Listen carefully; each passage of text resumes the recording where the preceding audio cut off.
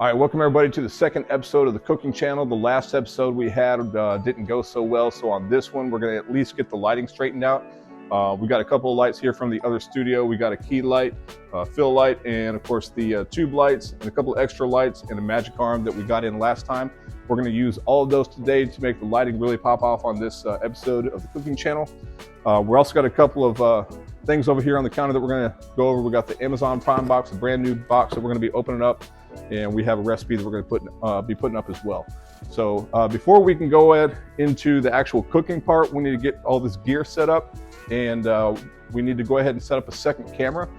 We do have a C stand up here that's going to give us our top-down shot for opening the Amazon Prime box, and then also assembling all of our ingredients for our cooking stuff. So let's go ahead and get our C stand put up, and then we'll open up this new Amazon box, and then we'll get some cooking done. All right, let's get it. All right, so we have a C stand. A C stand is used for about 100 different things in production. You can put up a microphone, a camera, some lighting, you name it. If you need to put something up suspend into the air, this is the thing to do it with. So this is the Lomtap C stand. We paid $88 for it on Amazon. It's a pretty sturdy construction. It's a heavy unit. So we went for the black anodized one just so we can hide it in the background in case we do a nighttime thriller movie or something like that. So we're gonna get it to the right height. We'll extend it over the island to about where we need it, lock it in, and then let's go ahead and grab what we need to hook onto the 1/4-20, and then we'll strap a light to this thing as well. Let's go ahead and get our key light set up, and we have the softbox. Again, all this stuff is from the other studio where we're going to repurpose it for the cooking channel.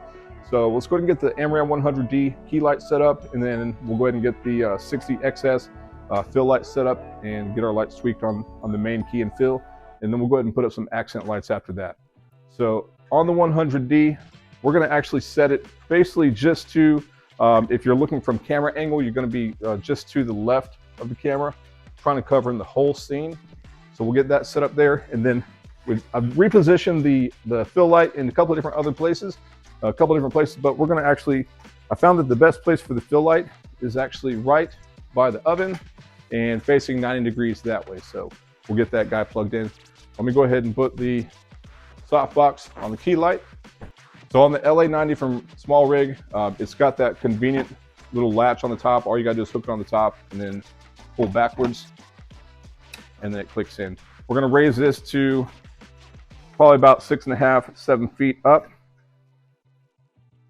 and pointed slightly downward. That's the best angle for a key light. We're going to tighten it all down. Should be about right there. And then let's go ahead and position our fill light slightly lower.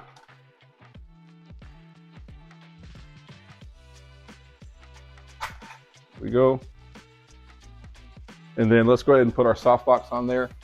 That's the 6090 from Aperture. And it's got the Bowens mount. Make sure it clicks.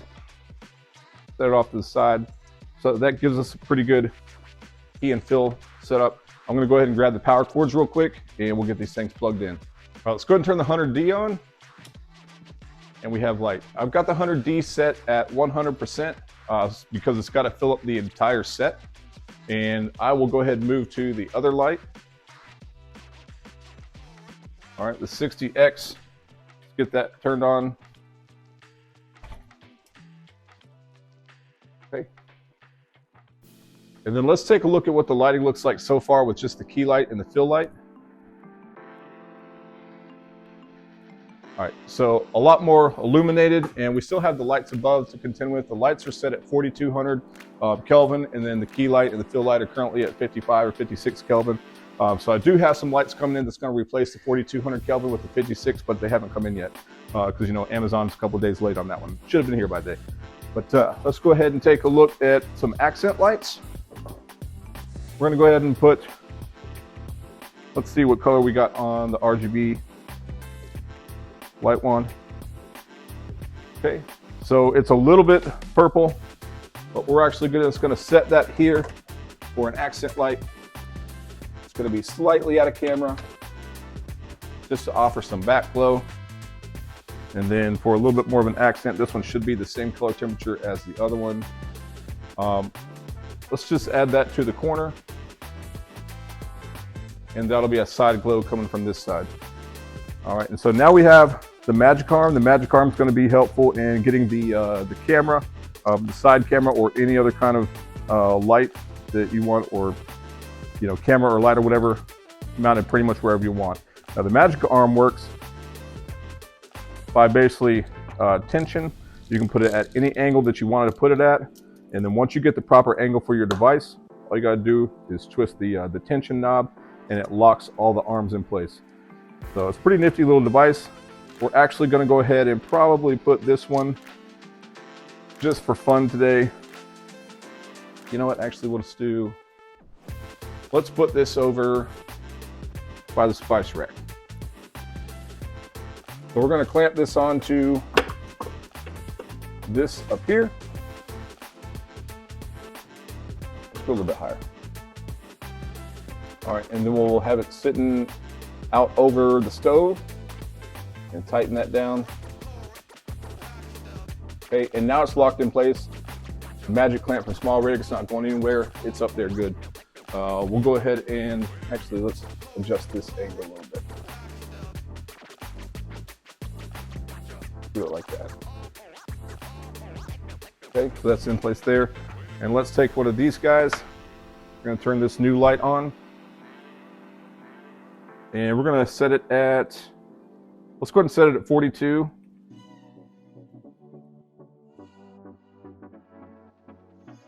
To match the upper lights up there.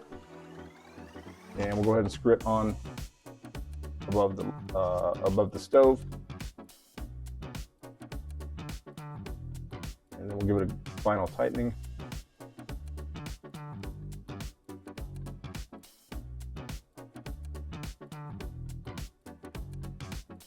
All right, and that should give us a good light directly over the stove for the food that we set up for the stove. And that leaves us one extra light in case we wanted to put it somewhere. We can put an extra accent light wherever we needed to. Actually, we're going to use this one on the C stand. We do have a C stand that we're going to be using for this episode, so that we can open up this Amazon box and then also show putting together the food. So we'll put this light on this C stand up here. We'll probably just go ahead and zip tie it up. Let's go ahead and turn it on real quick and set it to 42. And then we can open up this Amazon box and set that to 42. All right, and then it does have adjustable brightness. These things will get pretty bright. So right now this is actually at only 3%, but it gets really bright if you want it to be bright. So we'll kick it down to, let's call it 33%. That sounds good. And we will twist this on to the 1/4-20.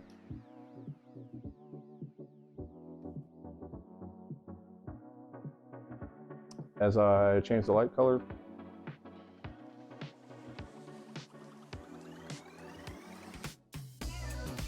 Let's get it set back over to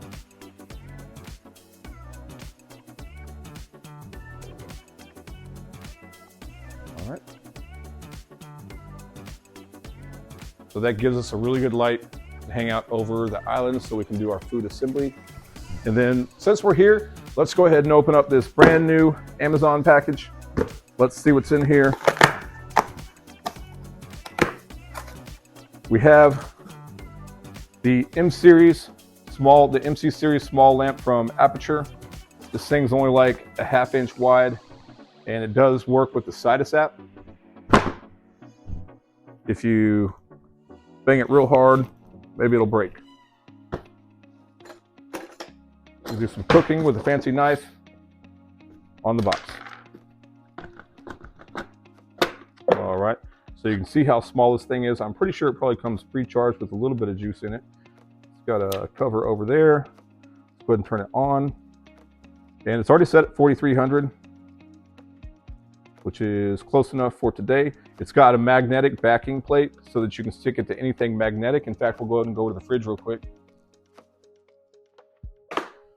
So it'll stick to anything magnetic, even probably the C stand. I would imagine it goes to the C stand as well. In case we wanted to mount it to the C stand, this thing is pretty amazing. The only drawback to this is that it's $90. It's about $100 for one of these things. You can actually get a set of 4 of these with the charging case, but it's $500 for the set of 4 with the charging case. So it's a good investment if you are into lighting and wanting the accent lights all over your studio, but it's not cheap.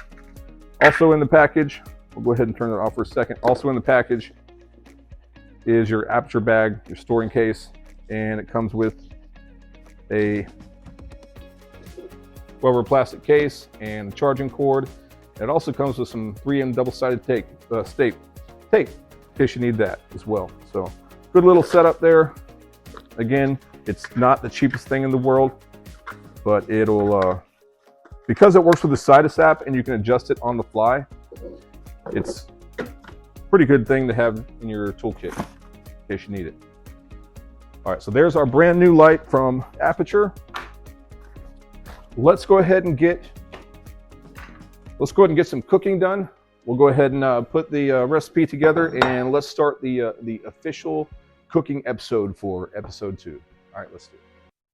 All right, guys, today we're gonna make some energy balls, and this is a recipe that I've put together many times. In fact, this is my very first time putting it together.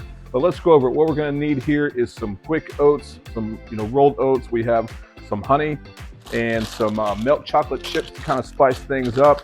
Throw some granola in there, some whey protein powder, and of course some peanut butter to keep it all stuck together.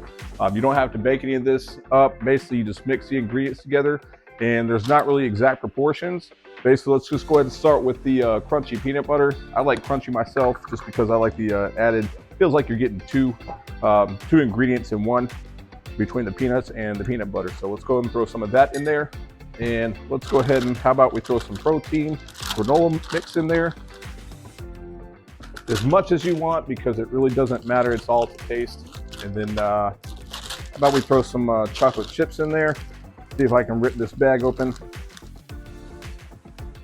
or here's a knife, get that cut open. You really can throw pretty much whatever you want into this this mix, coconut flakes, or whatever makes you happy. Throw some rolled oats in there. And then how about some protein powder, just so that we can actually say that it's healthy. We'll add some extra protein powder in there. And again, there's no certain amount that you gotta, ingredients that you have to measure out. Just kind of put it to taste. Let's go ahead and mix this guy up, and then we'll see what it looks like. And then after that, we'll go ahead and put this into a container, and then we'll put it in the fridge. So give that a good stir. All right, finally, guys, let's go ahead and roll these up. We'll toss them in the fridge, and we'll see what they're all about.